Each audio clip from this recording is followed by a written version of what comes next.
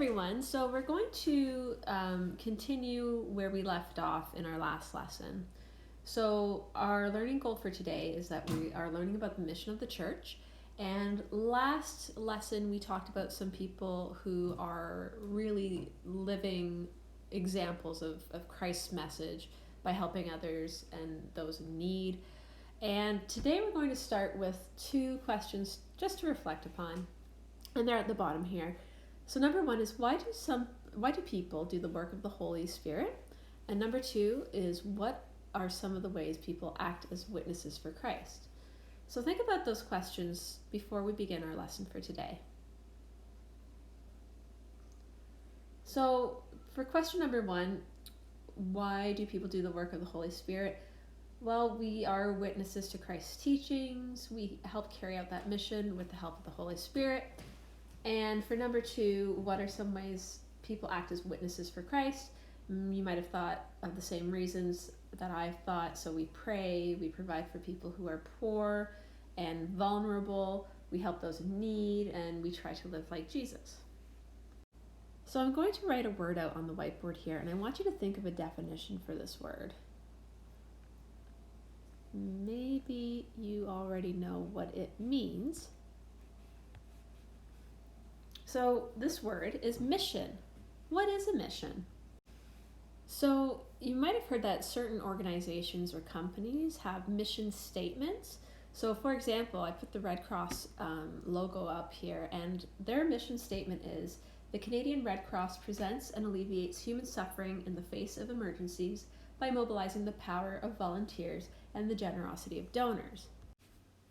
You might have heard of Habitat for Humanity. They're a charity organization who does a lot for people who can't afford to live in houses.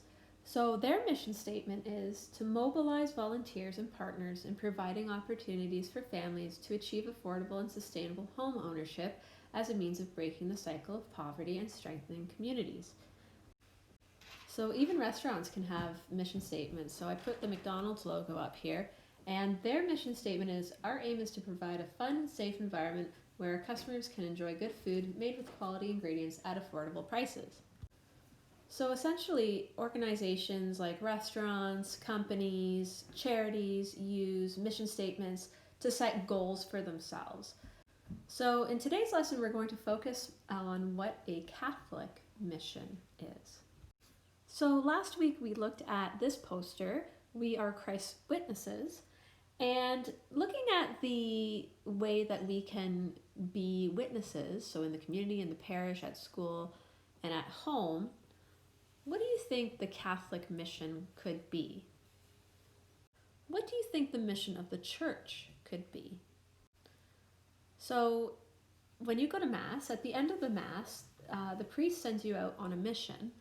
So after the blessing, he may say, go in peace, glorifying the Lord by your life. So that's kind of like a mission statement. So now we're going to learn more about the mission of the church. So here's a poster, and the title of the poster is Our Church Mission. So I'd like you to take a moment and just take a look at the pictures and read the titles above each of the groups of pictures and think about how it might relate to the title of the poster. So how are these things pictured here related to the mission of the church? So let's take a look at the first group of pictures here. And the title says, Called at Baptism to a Vocation. So what do you think being called at baptism to serve God could mean?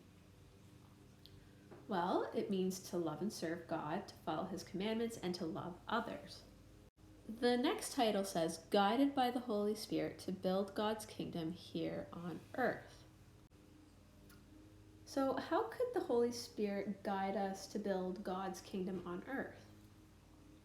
So remember, the gifts and the fruits of the Holy Spirit can influence our actions, which in turn can help us build God's kingdom on earth. And the last group of pictures is called to use God-given gifts and talents for the common good. So how can we use our talents for the good of everyone? Our God-given gifts and our God-given talents. We can see a few examples given here. So we have a little boy who's helping out a dolphin who seems to have beached himself. We have a teacher here who is really good at connecting with students. And we have a firefighter here who is rescuing someone. So these are all examples of ways that we can use our talents and gifts to help out others. And we each have a talent and we each have a gift that's different than anyone else. So we need to make sure that we put those gifts and those talents to good use and help out our neighbors and brothers and sisters. So now I want you to reflect on the things that we've done this year as a class as part of our Catholic mission. So you might remember that during Advent time, we had a canned food drive at St. Anthony. So think about that, and how do you think that made a difference in someone's life? And what made that project part of the mission of the church? So just reflect upon those two questions. So now I want you to go back and think of those companies that we saw and those charitable organizations that we saw earlier in the presentation. How did these companies get people to help them to fulfill their mission? Well, they advertise, so either on TV or on the radio or on the internet, like before a YouTube video, and they hire workers to help spread their mission statement. So just like those companies who hire people to spread their mission statement, the church needs people to help fulfill its mission statement too. So to end our lesson for today, we are going to read the Beatitudes together, and the Beatitudes are kind of like the mission statement for followers of Christ. So let's read it together.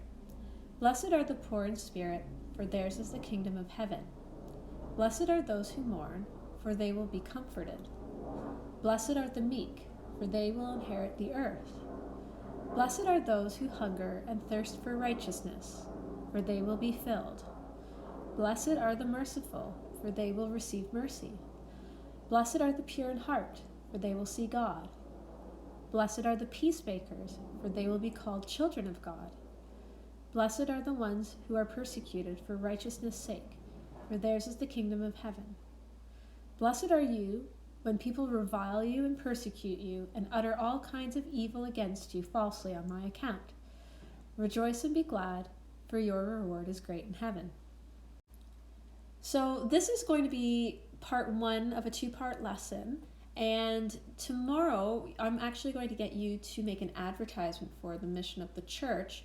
So we're going to talk a little bit about what an advertisement should look like. We're going to talk about logos and text features and things like that. But for today, I just want you to maybe think about what the church mission is and how you could make an advertisement to recruit people to fulfill that mission.